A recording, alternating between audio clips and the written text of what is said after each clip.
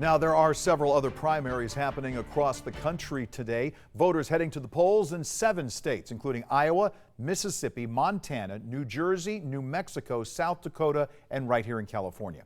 Newsy national correspondent James Packard tells us the issues at the forefront of voters' minds here in the Golden State. A critical primary election in the country's most populous and most expensive state, a potential indicator of where some of the country's biggest cities are headed politically. Oh my God, it's too expensive. Too much money. In a state where gas regularly costs $6.50 a gallon and couples like Brenda and Abel Navarez are being priced out of their homes. I'm so stressed out. My hair is falling out. Cost of living, especially cost of housing, is a top priority issue. When we receive the notice, and we start looking, we're like, wow, like this is insane. It's so important, Los Angeles mayoral candidate Kevin De Leon has centered his whole campaign around housing affordability and homelessness. But he trails far behind billionaire Rick Caruso and Congresswoman Karen Bass, who are neck and neck at the top of the 12-candidate pool. If either candidate gets 50% of the vote, they would win the race outright without advancing to a runoff in November. In San Francisco, voters could recall one of the most progressive prosecutors in the country after a crime-riddled pandemic gave fuel to the fire.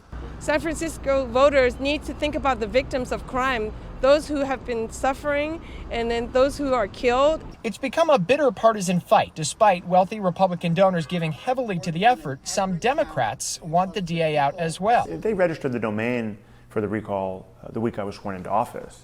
But as the pandemic wore on and people got more and more upset at the changes in our lives, it was a really easy opportunity for Republican billionaires to fund a movement that, as you said, does have some support from Democrats. In fact, an anonymous person registered a domain several weeks before the DA took office. The domain organizers use now wasn't registered until more than a year later. On the ballot statewide, races for governor and Senate include the seat Vice President Kamala Harris vacated to take the country's number 2 spot. In the governor's race, incumbent Gavin Newsom is getting challenges from 13 Republicans and 3 Democrats. California's top 2 primary means the 2 candidates with the most votes advance to the November ballot regardless of party. Newsom's likely challenger in November, Republican State Senator Brian Daly, or unaffiliated candidate Michael Schellenberger. Newsom will be hard to unseat. He already has support from 50% of likely voters. Vote yes on H and turn in your ballots. All of it on the ballot in the most populous state, with all eyes on voters' appetite for change.